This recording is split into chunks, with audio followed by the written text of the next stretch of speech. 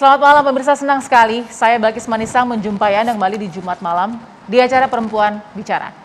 Sedikit tadi Anda sudah lihat ini miris sekali ya, sebuah rekor pecah begitu, tapi bukan rekor yang membanggakan untuk Indonesia. Ini rekor koruptor atau mungkin dugaan ya, kita masih bilang dugaan ini. Tersangka korupsi termuda di Indonesia, paling tidak saya bisa katakan seperti itu, yang sudah ditangkap. Menjadi sebuah catatan kelam juga di lembaran tahun 2022 dengan sejumlah operasi tangkap tangan yang dilakukan oleh KPK. Tidak tanggung-tanggung ada 3 kepala daerah, seorang hakim yang sudah diamankan dengan sejumlah barang bukti, dan ada juga paling tidak saya katakan tadi anak muda yang bernama Nur Afifah Balkis mendadak viral karena memiliki rekor sebagai koruptor termuda yang pernah ditangkap KPK.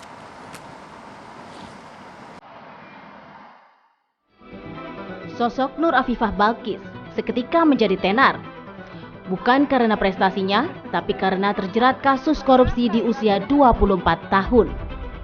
KPK menangkap Nur Afifah bersama beberapa orang lainnya dalam operasi tangkap tangan korupsi Bupati Penajam Pasir Utara, Kalimantan Timur, Abdul Ghafur Maksud. Perkara korupsi terkait suap pengadaan barang dan jasa serta perizinan di Pemkab Penajam Pasir Utara.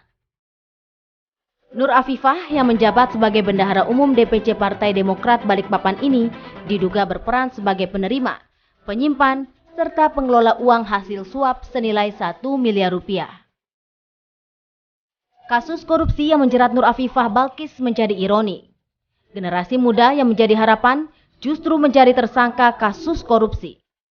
Apakah korupsi telah menyentuh semua generasi? Adakah yang salah dengan negeri ini?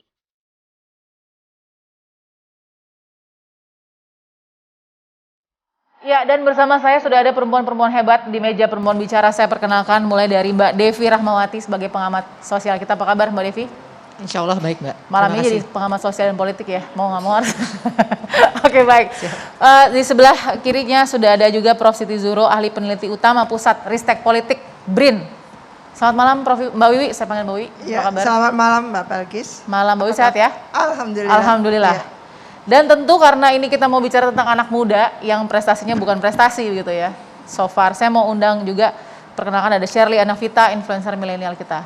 Apa kabar Shirley? Alhamdulillah baik. Oke. Saya mau dengar langsung dari Mbak Devi. Mbak Devi, ini mengejutkan tapi sebenarnya bukan hal yang baru karena sebenarnya sebelum ini juga sudah ada penangkapan-penangkapan kepala daerah muda, terus kemudian penegak hukum muda ya, atau mungkin istri-istri muda daripada ini terjadi. Mungkin kalau agak sedikit riset, ini istri-istri yang juga usianya masih muda tuh juga terlibat dalam kasus korupsi. Sekarang ada anak muda usia 24 tahun, begitu ya, sudah dugaan korupsinya 1,4 sekian miliar rupiah. Ada fenomena apa tentang korupsi dan anak muda, Mbak Devi? Ya, menarik, ada sebuah penelitian yang sudah masuk ke levelnya, jurnalnya itu jurnal yang kastanya tinggi sekali lah. Artinya memang bisa dipertanggungjawabkan hasil studinya di Indonesia. Yang menarik ditemukan bahwa ternyata bagi kalangan muda bicara korupsi kan tidak langsung tiba-tiba korupsi. Ya. Tapi ada persoalan mentalitas, persepsi anak muda terhadap korupsi. Menarik, studi itu menunjukkan bahwa bicara soal integritas ternyata anak muda yang disurvei itu lebih mengenal kata korupsi tapi tidak memahami kata integritas. Padahal integritas itu kan terkait dengan kejujuran misalnya, dengan komitmen misalnya. Jadi pemahaman tentang korupsi itu mereka sadari ketika memang media mengangkat topik soal korupsi itu kuat sekali dan itu kaitannya dengan misalnya pejabat. Tapi pemahaman bahwa akar dari korupsi itu adalah ketidakjujuran, artinya bahwa ada sikap mental yang seharusnya dipersiapkan, itu mereka tidak memahami. Nah, ini kan menarik, artinya jangan-jangan bagi mereka mencontek gitu ya, membayar agar nilai lebih bagus misalnya, itu bukanlah satu hal yang memang menjadi cikal bakal praktek korupsi yang jauh lebih besar. Karena ketika bicara korupsi kan pemahamannya sebenarnya adalah bahwa Anda itu merugikan bukan hanya diri Anda tapi bangsa dan negara. Anda memiskinkan banyak orang, bahkan tanda kutip mendorong orang pada kematian. Kalau misalnya korupsinya korupsi tiang tiang gitu, pembangunan jalan misalnya. Betul. Orang bisa meninggal kan. Betul. Pemahaman itu tidak sampai. Nah ini kan bahaya. Artinya jangan-jangan kalau misalnya hari ini ada anak muda, ke depannya nauzubillah min zalik, tapi ada anak muda lain, Ya. bukan karena mereka niat misalnya melakukan korupsi, tapi karena basis moral dan prinsip-prinsip tentang integritas itu tidak mereka pahami. Nah ini PR-nya jelas dari rumah. Oke. Karena bagaimanapun juga pendidikan tentang integritas itu harusnya dari rumah. Tapi pertanyaannya, apakah rumah menjadikan isu kejujuran sebagai tema utama untuk menjadikan bahwa kamu anak yang keren, kamu anak ibu yang membanggakan kalau kamu jujur. Nah kami pernah bukan iseng ya, tapi sekedar melakukan monkey survey lah gitu, Iya, iya. ditanya 3 kata pertama yang menurut kamu paling penting sebagai kualitas hidup. Kita tanya anak muda juga. Ya. Kejujuran tidak menempati peringkat pertama. Ternyata? Nah, ya mereka lebih memilih kekayaan gitu ya, kecerdasan gitu kan. Nah jadi artinya ini kan menarik gitu. Kita Wow. punya PR yang jauh lebih besar, bukan hanya sekedar politisi lalu korupsi. Menurut hemat saya itu juga terlalu sempit ya melihat Ya, bahwa ya. karena banyak sekali juga politisi yang jujur, baik, Betul. berintegritas. Sepakat. Jadi ini adalah buah dari rapuhnya fondasi moral dan integritas bagi Mbak Devi seperti itu. Nah, kalau masalah kaget nggak kaget, Mbak Wiwi kaget nggak sih Mbak Wiwi sebenarnya ada kondisi seperti ini? Kita nggak bisa mengeneralisir, tapi ini jadi contoh yang ironi paling tidak. Bahwa ada anak muda yang sudah, saya yakin itu nggak semudah itu dia langsung nyemplung gitu. Pasti ada step-stepnya dia sampai ke sana. Nah, ini terjadi di dunia politik kita. Ya, tentu ini memberikan satu keprihatinan tersendiri ya. Waktu itu saya kaget itu ketika di Kutai Kertanegara ya, Ibu Bupati Mbak Rita, Bu Rita, luar biasa gitu ya, kena korupsi dan langsung dia adalah terdakwa kan waktu itu. Lah di situ saya bingung juga, kaget, karena beliau adalah inovator waktu itu. Kita menjuri dia, membuat satu inovasi yang bagus di kotanya, tapi tidak selang lama Terjerumus ya. dengan iya. ini ya. Beliau adalah koruptor. Itu sedih sekali saya. Karena sudah kurang apa? Beliau cantik Iya. dan sebagainya, bisa memimpin gitu ya. Kader partai dan sebagainya.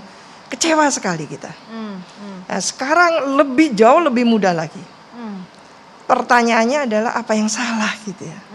Dengan sistem kita ini. Oke. Kalau tadi dibilang ada penelitian yang bagus tadi itu, Iya. sebetulnya empirik menunjukkan bahwa kita ini kurang asupan budi pekerti. Jadi ada mata pelajaran yang dulu saya waktu SD, TK, TK dulu SD itu ada pendidikan budi pekerti. Ya. Itu penting sekali. Oke. Menulis halus gitu ya. Itu kan melatih kita kehalusan budi bahasa kita gitu ya. Oke. Budi pekerti penting sekali karena itu yang Menjadi landasan memberikan ya. modal Betul, gitu ya pada betul. kita. Lah itu hilang sama sekali. Oke, dan ini semakin ironi Iya. ya. Oke. Saya Dengan mau- sistem demokrasi ini kita pertanyakan serius sekali. Iya.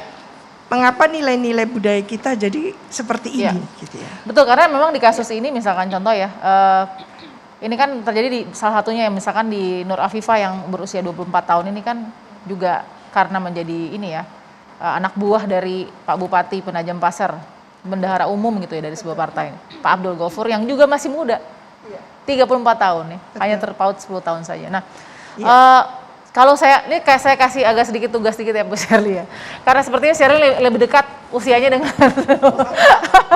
Oke, gini Shirley, pada saat di usia segini begitu ya, sudah masuk ke kancah politik, sudah masuk ke dunia organisasi yang ya berada begitulah. Apa sih yang susah dalam memilih tadi moralitas, integritas dan tidak moralitas, tidak integritas? Di mana tuh pisahnya? Ini menarik Mbak Balkis. Sebetulnya saya sangat sepakat dengan semua yang disampaikan tadi. Ya. Tapi satu hal yang Shirley yakini bahwa tindak pidana atau kejahatan apapun bentuknya itu bisa jadi sebetulnya tidak diniatkan. Apalagi oleh anak muda. Tapi karena terkondisikan dan dikondisikan. Jadi dengan konteks sesuai dengan apa tadi yang kita lihat tertangkap kena gitu. Ya. Apalagi kondisinya masih sangat muda 24 tahun. Maka dan ini kan bukan baru terjadi. Ini sebetulnya sudah banyak terjadi sebelumnya. Ketika banyaknya terjadi secara terulang terus bukan 1-2, jangan-jangan ada masalah nih dengan sistemnya.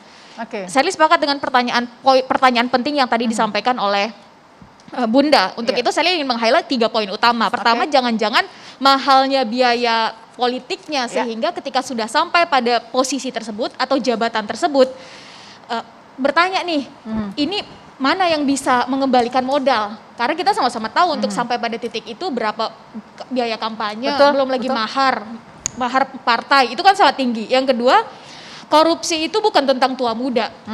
Saya juga sepakat, korupsi itu adalah tentang sikap mental. Dan ketika kita bicara mental, karakter, saya mengamini apa yang disampaikan oleh mantan Perdana Menteri Perempuan pertama Inggris, bahwa karakter itu dibentuk oleh kumpulan habit yang kita lakukan sehari-hari. Mungkin terlihat kecil, mulai dari menyontek, mulai dari mau menerima sedikit, dan apa yang terjadi habit tahunan di sebuah instansi misalnya, untuk bisa turun anggaran harus ada potongan, harus ada komisi, nggak akan cair kalau nggak bagi hasil. Ini kan sesuatu yang sudah menjadi habit tahunan di beberapa instansi yang ketika ini tidak bisa dipecah, akhirnya mau semudah apapun dia masuk ke dalam sistem, terus anak muda bisa apa di dalamnya kan? Tapi kan punya kewajiban menjadi agent of change. Akhirnya tidak bisa dia melewati paling tidak harapan orang untuk dia menjadi agen perubahan. Saya akan tanya lagi karena tadi saya garis bawahi apa yang dikatakan Shirley adalah sistem politik. Bener nggak sih Mbak Wiwi seperti itu sistem politik? Karena jangan gini, kita mau konsen kemana nih? Apakah memang sistem politik atau memang kualitas SDM kita yang semakin menurun dengan tadi hasil survei yang luar biasa sekali. Anak muda sekarang lebih berpikir soal satu, kekayaan dan kecerdasan, bukan kejujuran. Sesaat lagi tetap di Perempuan Bicara.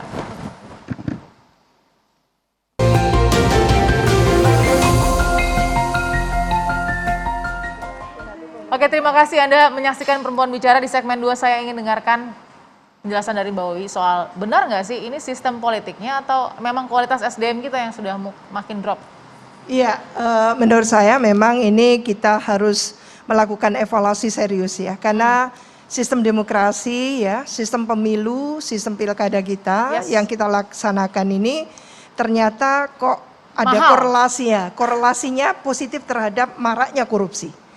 Bahkan kepala daerah sudah tercatat itu 438. Wow. Jadi menurut saya sungguh sangat banyak dan ini akan terus berlipat ganda seperti itu. Jadi 438 itu per tahun? Ini selama katakan hampir 5 tahun lebih. Gitu 438 ya. 5 tahun. Oh wow. Iya. Oke. Jadi menurut saya cukup fantastis. Belum lagi di level nantinya eksekutif DPRD-nya luar biasa juga. Jadi betul-betul korupsi kita ini bencana.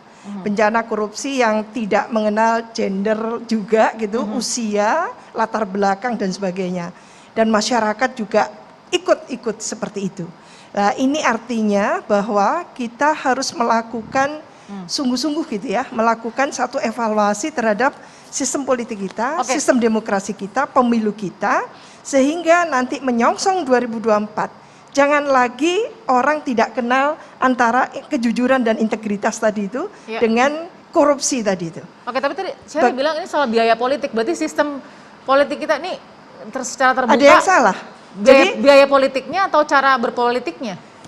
Dua-duanya. Jadi sistem dengan pemilu langsung gitu ya, yang asumsinya sangat positif yaitu dari rakyat, oleh rakyat, untuk rakyat gitu. Tapi ternyata luar biasa. Asumsi pertama itu bahwa tidak akan menggunakan money politics karena tidak akan mampu membayar masyarakat pemilih yang banyak itu. Tapi meleset ternyata. Tapi kan terbantahkan oleh para politikus yang bilang nggak mungkin saya nggak bawa uang kalau mau kemudian ke daerah pemilihan. Iya betul. Jadi ini sudah disadari sebetulnya para elit politik kita karena pemilu kita sangat mahal, sangat mahal. Jadi beda dengan pilpres, beda lagi dengan pemilihan gubernur, bupati, wali kota di daerah mana itu, daerah kayakah, daerah sedangkah kan gitu. Itu biayanya luar biasa. Dan itu sudah ada disertasinya. Jadi bukan hal yang rahasia lagi, menjadi rahasia umum. Oleh karena itu menurut saya memang menyongsong pemilu 2024, evaluasi secara kritis itu dilakukan supaya pemilu kita tidak menghasilkan lagi seperti itu. Salah satu wake up call yang mungkin bisa sangat bermanfaat adalah mungkin komentar netizen. Sesederhana itu. Kita lihat apa komentar netizen atau warganet soal kasus dari Nur Afifah ya, koruptor termuda. Ya, saya bacakan. Oke. Biaya politik super mahal. Prestasi yang luar biasa, tingkatkan lagi anak muda. Ingat, budaya kita bukan budaya barat, budaya kita adalah korupsi. Ini satir ya, sudah satir semua nih.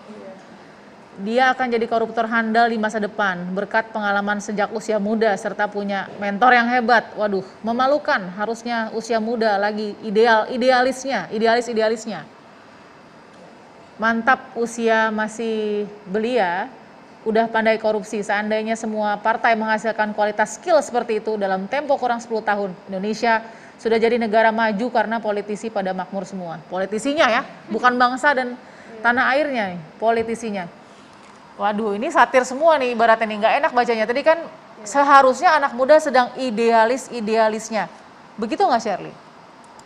Betul, Shirley banget. Harusnya salah satu kekayaan anak muda itu kan adalah nilainya, idealismenya Mbak. Sehingga ketika bagian itunya yang justru tergadaikan, maka sebetulnya hilang salah satu harta yang paling berharga dalam dirinya. Oke. Tapi saya sepakat bahwa ketika kita membahas masalah ini otomatis kita harus melihat sebetulnya apa yang bisa dilakukan kan begitu.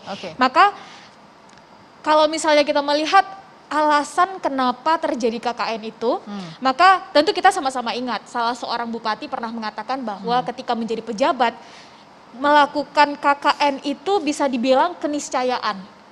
Karena rasanya tidak mungkin tidak melakukan KKN. Karena gajinya sedikit, sedangkan kebutuhan kebiasaannya banyak. Otomatis itu yang harus mulai kita sulam tambal. Nah, terkait itu akhirnya kita kan harus berpikir kalau memang gaji pejabat itu minim, maka kenapa enggak negara hadir untuk memenuhi gaji pejabat itu sesuai dengan ya kesemestiannya. Bisa menjawab nggak gaji pejabat dengan mengurangi angka korupsi? Artinya begini, kalau memang pejabat itu gajinya harus dinaikkan misalnya 1M, kasih 1M. Kalau memang seorang menteri itu harus Wah, ini dikasih, yang denger bisa bahagia nih deket denger Shirley. harus dikasih 2M misalnya kasih, tapi dengan catatan tidak lagi menggerogoti anggaran. Itu jangan lagi, karena kalau digerogoti anggaran itu kita nggak tahu sampai seberapa banyak. Best practice-nya seperti itu nggak sih kalau misalkan masyarakat? Saya mau dengan Mbak Devi.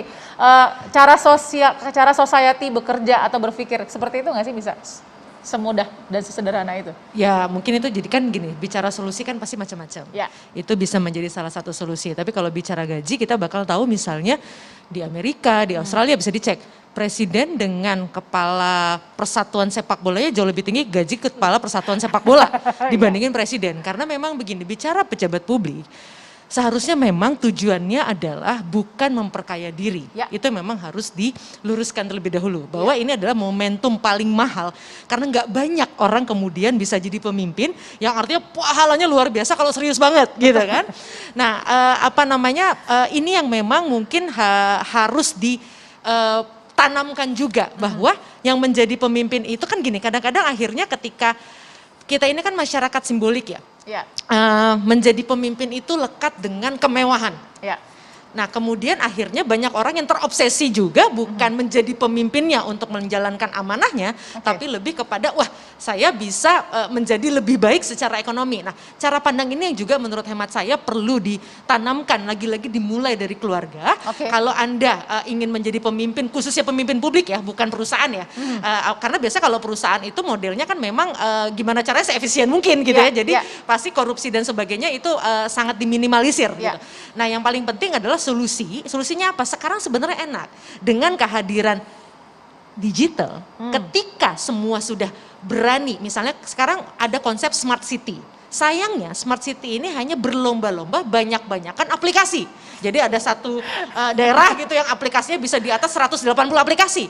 Tapi bukan itu spiritnya. Smart city adalah bagaimana masyarakat bisa terbuka, bahkan tanda kutip telanjang, melihat arus kas misalnya dan sebagainya. Jadi mereka bisa melihat. Dan ini kemudian pasti memotivasi siapapun yang menjadi agen negara dalam hal ini, baik itu dari mulai bupatinya, pekerja dan sebagainya, juga pasti akan sulit tanda kutip untuk tergoda main-main karena semuanya sudah begitu Dipantau, transparan. dipantau, Jadi ya. smart city itu lebih pada konsep tadi membangun kejujuran yang sangat Yes. terbuka. Itu yang menurut hemat saya perlu kita bantu lah Oke. daerah-daerah untuk mewujudkan smart city yang holistik, yang Oke. paripurna, bukan hanya memperbanyak aplikasi. Oke, ada dua solusi tadi yang berbeda tapi pasti bisa sangat bermanfaat diaplikasikan dan aplikatif memang. Tapi pertanyaan saya ke Mbak Wi ini, seorang Nur Afifah ya, dia the real koruptor atau memang dia korban saja yang terjebak dalam pusaran dan tekanan tuntutan sistem itu? Iya, ini pesan yang harus kuat sampai ya. Pesan utama yang harus disampaikan dalam hal ini adalah ketika perempuan turun langsung terjun ke dunia publik ya, Ya. ke dunia politik apalagi gitu ya. Itu nawaitunya apa? Jadi niatkan kalau memang ke politik gitu ya, tentu dia harus siap semuanya gitu ya. Mentalitasnya gitu ya, modalitasnya, substansinya dan sebagainya. Lah kalau perempuan sudah cuman ikut-ikut, ya begini cara jadinya. Jadi dia tidak punya prinsip, tidak punya bekal integritas tadi itu yang menurut saya sangat penting. Saya kepingin menurunkan argumentasi dari Mbak Devi tadi itu dari smart city menjadi smart village. Karena jumlah village itu hampir Lebih besar, 74.000. Sementara kabupaten itu hanya 415. Yes. Kota 93 Oke. gitu ya, provinsi 34. Kita turunkan sesuai dengan programnya Pak Jokowi. Yaitu visinya itu adalah membangun SDM unggul. Membangun kualitas SDM. Lah kalau diturunkan sampai ke grassroots, kita membangun desa. Nah, desanya apa? Smart village tadi itu. Oke. Lah kalau itu diseriusi, dibekali lagi gitu ya.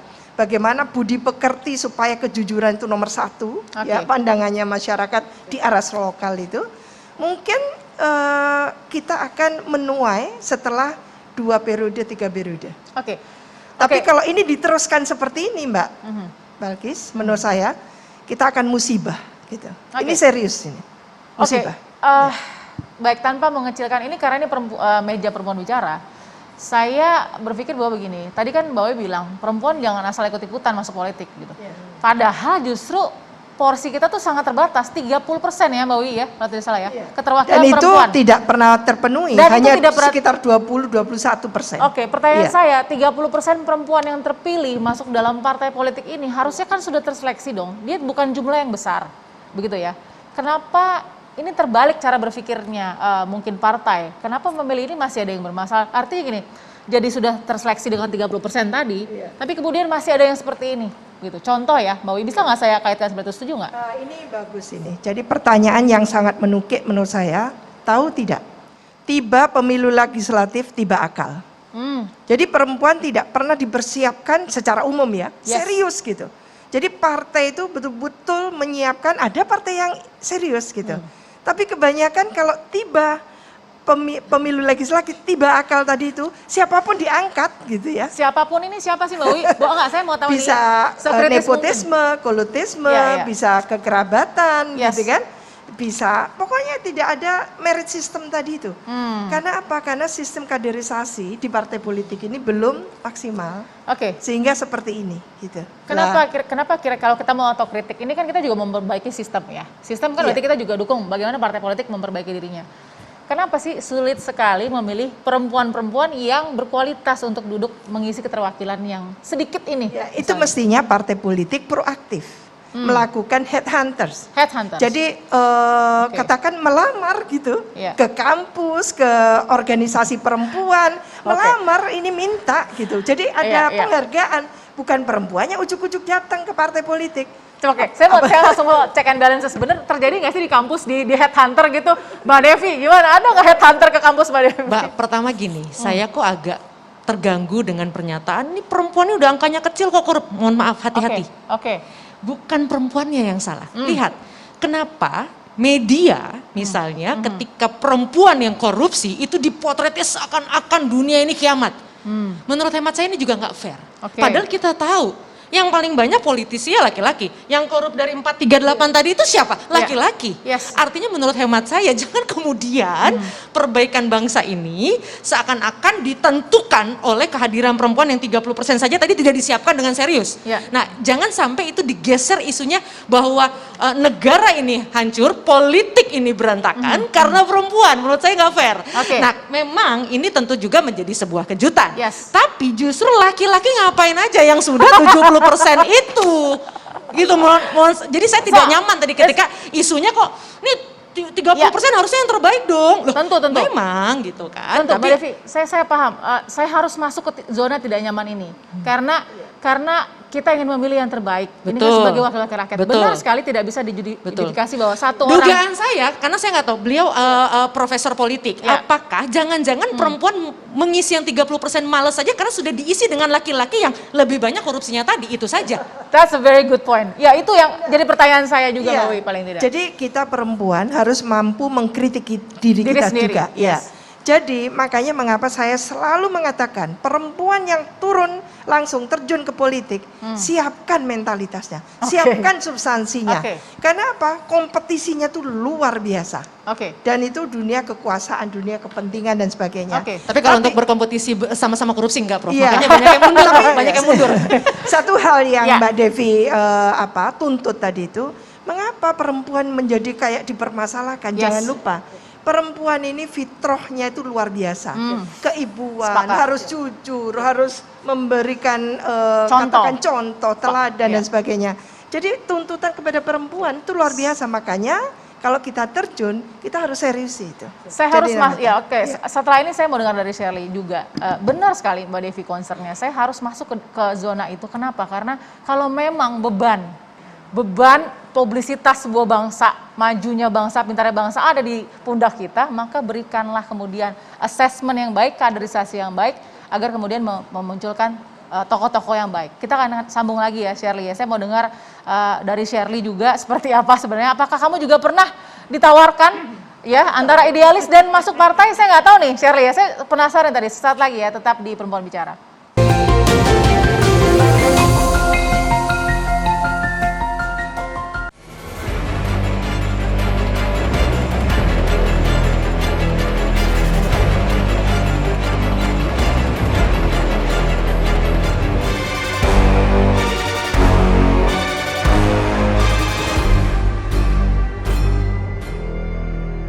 Baik, kita kembali di meja Perempuan Bicara. Saya mau bacakan dulu beberapa kepala daerah yang terjerat kasus korupsi yang usianya terbilang masih muda. Kita lihat satu persatu ya, ada mantan Bupati Kepulauan Talaut Sri Wahyuni Maria Manalip 42 tahun. Ini dugaan soal penerimaan gratifikasi. Nah, oke, kemudian berikutnya mantan Wali Kota Kendari Adriatma Dwi Putra 29 tahun, suap dari rekanan 6,8 miliar ya. Mantan Gubernur Jambi Zumi Zola 38 tahun, kasus suap anggaran 2018. Mantan Bupati Lampung Utara Agung Ilmu Mangkunegara 30 tahun, terkait proyek di Dinas PUPR dan Dinas Perdagangan Pemkab Lampung tahun 2019. Oke, mantan Bupati Kutai Kartanegara Kaltim Rita Widiasari 44 tahun, kasus tindak pidana pencucian uang terkait fee proyek di tahun 2018. Oke, kita lihat tadi ada satu yang saya garis bawahi di segmen pertama, Mbak Devi pernah sempat bilang tadi ya, bahwa sebagai pemimpin publik atau mungkin pejabat publik, kita memang tidak bertujuan untuk memperkaya diri. Justru malah ada aturan yang kalau nggak salah ya Mbak Wiwi, bahwa harus hidup dalam kesederhanaan gitu. Nah, perjalanan itu kan dimulai dari idealisme dulu ya sampai ke sana ya. Nah, saya mau tadi nyangkut pertanyaan ke Shirley nih gitu. Apakah memilih untuk misalnya saat ini belum masuk partai politik itu kenapa, dan kemudian apakah ada memang harus ke situ kan? Kalau mau tadi ya harus ke situ. Bagaimana pilihannya Shirley? Kalau Shirley sampai sekarang belum, mungkin bahasanya belum dan tidak melihat sepertinya kontribusi Shirley akan besar di situ, Mbak. Nah, tapi ini menarik karena dari tadi kan kita di awal ngelihat tuh nama-nama siapa, umurnya berapa, itu kan masih tergolong muda ya. Ada ramai idiom di masyarakat begini Mbak Balkis, bahwa pejabat yang tertangkap itu sebetulnya sial saja. Betul ya Bunda? Waduh. Soalnya tertawa nih Bunda. KPK bisa saja, dan kalau mau menangkap pejabat manapun sebetulnya bisa. Karena itu tinggal dipilih aja. Kenapa? Karena sangat susah pejabat itu bisa tetap tegak dengan setia memegang nilai. Kalau tadi bahasanya mungkin adalah idealisme, dengan komitmennya yang dari awal sudah dipegang. Ketika di dalam sistem, habitnya, lingkungan kerjanya sangat kental dengan yang tadi sama-sama kita lihat. Nah, untuk itu karena melihat dari sudut pandang muda nih, apalagi perempuan, maka saya ingin menarik tadi pembahasannya. Saya ingin masuk begini. Pertama adalah kitanya sebagai anak muda, apalagi dalam hal ini perempuan, karena tadi arah diskusinya ke sana, kita harus mempersiapkan diri. Saya sepakat dengan poin itu Bunda, karena masa depan itu adalah lebih senang datang dan hinggap kepada mereka yang bersiap. Artinya apa? Kalaupun memang tidak di dalam sistem, ya dari luar sistem kita bersiap Bisa mental, kok gitu ya? bersiap secara logika. Bisa kok kita show dengan logika kita, dengan cara kita bernalar, dan dalam hal ini memberikan kontribusi juga bisa. Mbak Devi misalnya, sebagai aktivis latar belakang pendidikannya Bunda misalnya, dengan kontribusinya dalam bidang akademik, dan ini yang akhirnya menjadi daya tawar, bargaining positionnya naik. Dari situ akhirnya publik juga melihat ada social trust, oh ternyata perempuan juga bisa. Pelan tapi pasti. Saya yakin bahwa wajah perempuan apalagi dalam dunia politik, sosial ini akan meningkat dengan sendirinya, dan ini jelas adalah tugas kita bersama. Yang kedua adalah dalam hal ini mohon izin, partai sebagai kendaraan politik juga harus mau dong mempersiapkannya dari dalam. Jangan sampai sistem dari dalam ibaratnya seperti perusahaan gitu. Yang mana yang punya modal kuat, ya yang dia yang diberi. Ini kan akhirnya kembali membuat trust kita terhadap politik itu semakin berkurang. Begitu Mbak. Nah soal ini ya, saya mau lihat juga, kalau tadi kan soal gaya hidup mewah.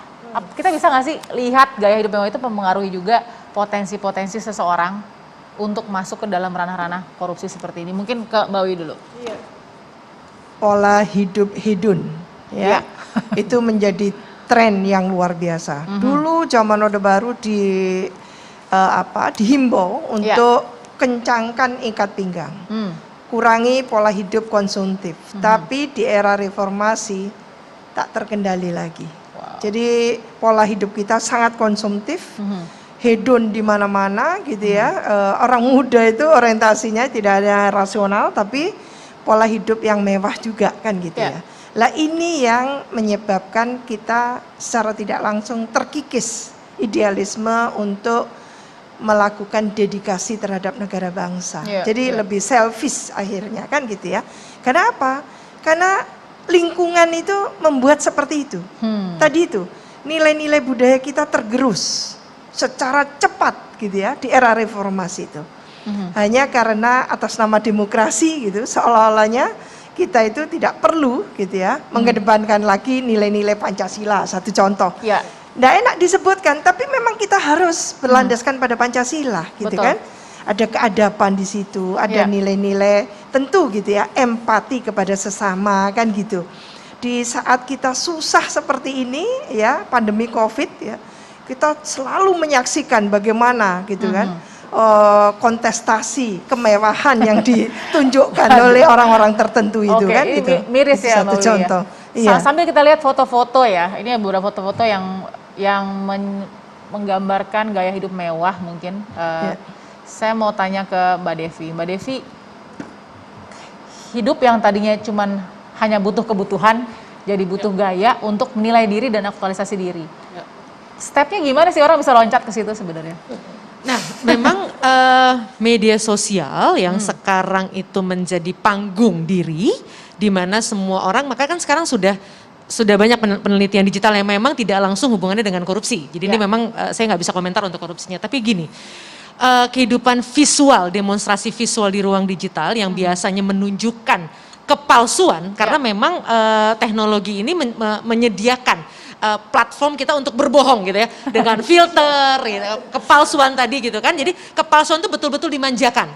Nah, ketika kemudian seseorang tidak memiliki kemampuan untuk bisa, karena kan ada virus FOMO itu ya, fear of missing out, virus takut ketinggalan tren. Ketika semua orang mendemonstrasikan gonta-ganti sepatu gonta-ganti apa Ya. atau segala macam gitu kan, gaya hidup yang kelihatannya sangat mewah tentu akan mendorong banyak orang untuk bisa melakukan hal yang sama. Makanya juga sudah divonis generasi digital ini adalah generasi yang paling stres. Stresnya kenapa? Karena mereka paling tanpa mereka sadari, mereka setiap detik, sudah bukan setiap hari, setiap detik membandingkan dirinya dengan orang lain.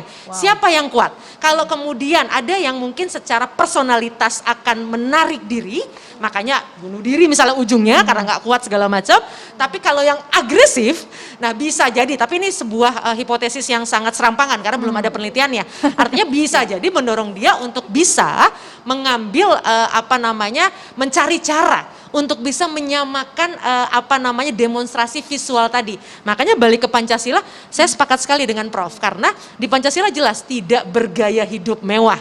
Makanya kita seneng nih, misalnya Pak Presiden itu kan sederhana, menampilkan sesuatu yang memang menurut hemat saya itu yang jarang sekarang. Karena semuanya sekarang berusaha menjadi mewah, bukan menjadi lebih baik. Ya. Nah makanya ketika Ghazali gitu ya muncul dengan tampilannya yang sederhana, Ya. tapi kemudian bisa menghasilkan sesuatu yang besar, ini bagus. Artinya bukan kemudian lebih baik, tapi berbeda yang tidak berbahaya, itu yang seharusnya dijadikan kredo baru. Oke, luar biasa.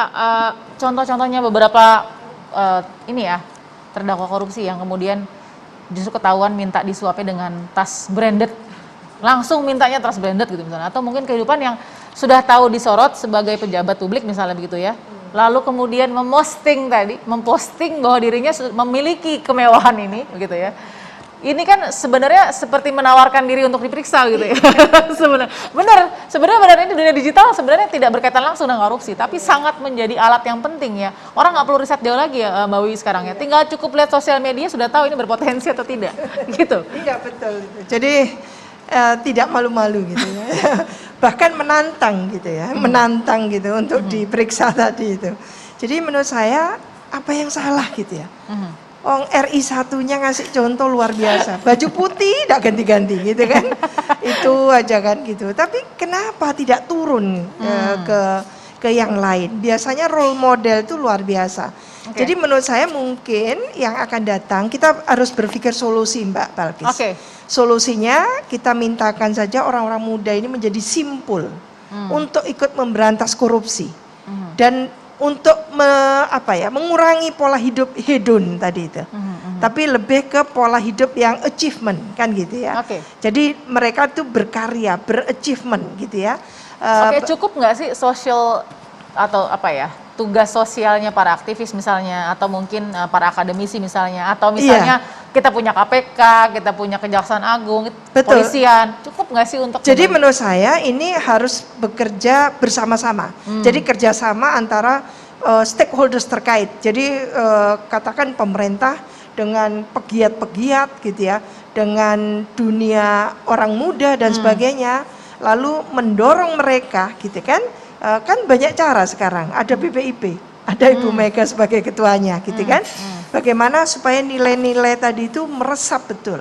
Ini korupsi ini sudah luar biasa, tidak lagi bisa diatasi dengan berbagai cara, bahkan penalti 18 tahun apapun gitu, terus menerus gitu ya, akan terjadi korupsi seperti itu. Jadi menurut saya endingnya itu harusnya memang tidak hanya memperbanyak role model, tapi bagaimana penalti itu disebutkan, katakan mungkin sudah saatnya mengatakan penaltinya adalah hukuman mati gitu loh. Wow. Hukuman mati.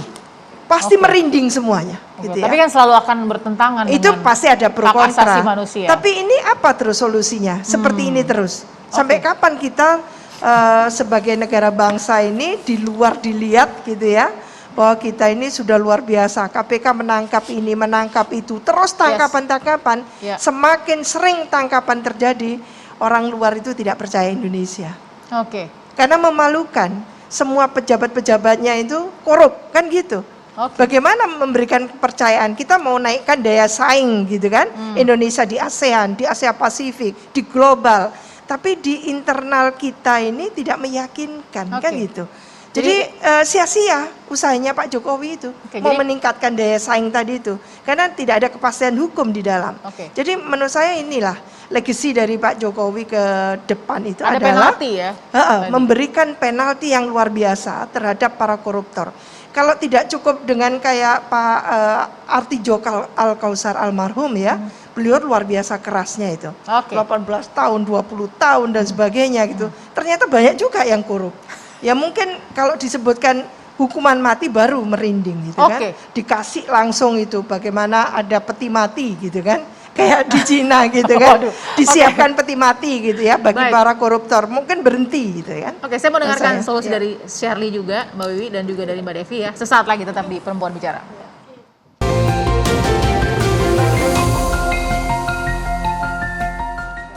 Kembali di Perempuan Bicara, kita membicarakan ini pasti tentu ingin dengar solusi juga dari Mbak Devi dan Shirley. Mbak Devi, harapan dari masyarakat sebenarnya kan dulu punya wakil rakyat itu diharapkan sebagai pengabdi rakyat juga lah gitu. Tapi sekarang kok jadi lebih komersil ya gitu. Ibarat kata menjadi sebuah pekerjaan yang menghasilkan bukan pengabdian. Ya, kalau tadi Prof menyampaikan solusi jangka pendek penalti gitu ya, karena mudah-mudahan langsung membuat orang merinding. Mungkin kalau saya ambil pendekatan jangka menengah dan jangka panjang, yaitu lewat pendidikan. Sederhana, korupsi terabas gitu ya. Lihat bagaimana misalnya Inggris saja. Dia ngajarin warganya untuk bisa antri, yang artinya secara filosofi nggak main terabas gitu ya. Tapi bukan berarti negara-negara maju nggak ada korupsi. Data 2020 menunjukkan semua negara tidak ada yang imun terhadap korupsi gitu ya. Tapi artinya kita perlu banyak belajar, pendidikan di kita jangan lagi menekankan pada persoalan angka. Ranking berapa, bisa dapat berapa, yang orang tidak tahu prosesnya, tapi kualitasnya. Ngantri saja, mereka tuh butuh 50 tahun untuk ngajarin warganya bisa ngantri, pakai undang-undang tuh, ada penaltinya kalau nggak ngantri. Yang artinya filosofi-filosofi yang sangat dekat dengan kehidupan, mudah-mudahan kalau kemudian itu diwariskan dari modal pendidikan bahkan dari lahir, itu akan menjadi gini, kenapa kita kalau di luar negeri kan misalnya kehilangan barang, yang menarik apa? Saya pernah tuh kehilangan barang, 3 hari geser aja tidak. Jangankan hilang, geser aja nggak balik lagi ke tempat itu ya masih begitu aja. Gak ada orang yang berani, karena apa? Diajarkan betul yang kita sebenarnya punya Pancasila, bahwa ini haknya orang, bukan haknya kita. Kita memang ada semangat harmoni yang sangat kuat, komunalnya sangat kuat, punya barang orang ya barang gue gitu kan, barang saya juga barang orang gitu. Nah tapi ada hal-hal yang tetap harus diajarkan, dan satu hal, integritas itu tidak bisa disuntikkan kayak vaksin, itu harus dilatih. Dilatih itu benar-benar bukan cuma dihafalkan, tapi dipraktekkan dari mulai tadi ngantri masuk ke simulasi itu, dan harus terus menerus. Bahkan kalau perlu yang diatur bukan hanya penalti hukuman mati untuk ini, tapi bagaimana aturan tadi ngantri, sabar, apa segala macam, karena itu proses kan. Korup itu kan salah satunya karena terabas, karena nggak sabar. Nah ini yang perlu dibentuk lewat pendidikan. Saya memilih pendidikan solusi jangka menengah dan jangka panjang, karena New Zealand misalnya negara nomor 1 yang indeks korupsi kecil sekali gitu ya, itu lewat pendidikan masuk ke semua negara-negara lewat pendidikan. Tadi sebagaimana disampaikan Prof, kita akan rasakan Indonesia yang sehat dari korupsi mungkin baru 20 atau 30 tahun ke depan. Wow, amin ya. Aduh, jadi optimis dengerin Mbak Devi. Paling tidak begitu. Nah, ini kan perjalanan. Benar sekali tadi. Kan tidak tiba-tiba korupsi orang, ada prosesnya. Jadi sudah ada booster lewat booster hukuman, booster edukasi. Sekarang dari anak muda, booster apa yang harus diberikan untuk kita memberantas dan terabas korupsi? Silakan. Saya sepakat. Kalau tadi udah dari jangka pendek untuk menggertak, jangka panjang lewat pendidikan, saya sangat sepakat. Satu hal aja Mbak Balkis yang ingin saya tambahkan, bahwa sistem ini juga harus berubah. Karena kalau ternyata manusianya juga sudah baik di dalamnya, tapi pada akhirnya kan kepastian hukum itu kembali kepada political will yang di atas. Ketika yang misalnya di atasnya tetap mengarahnya ke sana, dan korupsi-korupsi besar di atasnya tetap ada gitu, yang ditangkap yang kecil-kecil, kan akhirnya sama saja. Jadi berantas sampai ke akar-akarnya, dari kepala-kepalanya, karena anggaran KPK itu sangat besar untuk yang sudah ditangkap itu rasanya tidak sebanding. Itu yang pertama. Yang kedua adalah negara harus mulai menerapkan sistem pembuktian terbalik. Saya sepakat tadi mengambil contoh dari negara luar. Jadi kalau negara luar itu adalah ketika misalnya ada pejabat negara atau pejabat publiknya show off, wah dia punya barang branded dan lain-lain, dia harus bertanggung jawab membuktikan dari mana dia dapat itu. bukan malah negara yang mengejar-ngejar. Ini sebetulnya sumbernya dari mana. Oke. Jadi saya lebih fokus ke sistem, karena ketika sistemnya diperbaiki dari dalam pendidikan dan karakter yang itu kan dibentuk secara lama, itu juga dilakukan, maka top down-nya dapat, bottom up-nya juga dapat. Harapan kita adalah pelan tapi pasti ini akan membentuk karakter-karakter manusia-manusia Indonesia yang sesuai dengan cita-cita bangsa. Tapi sebentar, berarti Shirley maksudnya kalau booster hukuman sudah ada, booster edukasi sudah ada, tapi sistem politiknya tidak berubah, itu akan sia-sia atau gimana? Jadi pada akhirnya begini Mbak, cara terbaik menguji integritas seseorang adalah kasih dia kesempatan, kasih dia uang, kasih dia jabatan, kasih dia posisi. Anak muda misalnya, oke, berintegritas saat di organisasi. Gimana saat dia masuk ke dalam sistem, melihat sedemikian banyak uang untuk mencairkan anggaran, dia harus potong sana potong sini dulu. Dan itu mental itu yang nggak siap antara yang dipelajari secara teori atau mungkin di saat dia muda di kampus gitu, di organisasi, dengan apa yang dia dapatkan di lapangan. Ini kan terjadi perbedaan yang harus diseimbangkan. Kemudian Shirley juga ingin meng-highlight satu poin bagus tadi dari Mbak Devi tentang smart city sampai diturunkan ke smart village, bahwa laporan harta kekayaan atau LHKPN setiap pejabat itu wajib dilaporkan secara berkala. Rasanya nggak masuk akal bagi kita anak muda, kok laporan gajinya sekian, tapi hartanya bermiliar-miliar dan itu bukan atas nama dia, atas nama istri, atas nama anak, atas nama supir dan lain-lain. Ini nggak masuk akal. Dengan adanya sistem yang transparan ini membuat kita semua jadi, oh ternyata wajar, ternyata dia hanya segitu. Ini membuat akhirnya pejabat publik jadi malu sendiri ketika punya harta yang berlebih dari yang seharusnya. Terakhir, perlindungan dan apresiasi untuk para justice kolaborator dan pelapor, karena kadang-kadang yang melaporkan yang malah dilaporkan balik. Ini kan akhirnya membuat kita jadi takut, Prof ya. Dan sebagai penutup, kita semua mengapresiasi langkah-langkah dari Kapolri, dari Panglima TNI yang sekarang kita bisa lihat sangat punya movement dan aware dengan kasus-kasus yang sekarang sedang viral. Harapannya adalah ini tidak hanya berhenti di sini, melainkan juga kepada nilai demokrasi lain seperti kebebasan berpendapat yang berlogika, perlindungan kepada para aktivis juga bisa dilakukan hal yang sama. Dan semoga ini tidak menjadi fenomena gunung es, Mbak. Artinya yang terlihat hanyalah secuil kecil, padahal yang terjadi lebih besar dari itu. Sebuah solusi tadi soal sistem politik dan transparansi digital yang harusnya menjadi senjata. Bagaimana juga soal solusi hukuman yang berat harus diberikan sebagai shock terapi ya bagi para koruptor. Dan bagaimana solusi edukasi yang sebenarnya ini kan dasarnya ya. Justru ini dasarnya untuk menguatkan tadi cita-cita 20-30 tahun Indonesia bisa bebas korupsi. Wow, mudah-mudahan yang mendengarkan atau sedang paling tidak ya berharap atau merasa pesimis soal Indonesia, jangan pesimis. Kita masih punya banyak orang-orang yang bersih, yang baik, yang bisa mengubah Indonesia jadi lebih baik. Terima kasih Mbak Devi, terima kasih juga Prof Wiwi, dan juga terima kasih Shirley sudah hadir di Perempuan Bicara. Sehat selalu pemirsa, terima kasih, sampai jumpa minggu depan.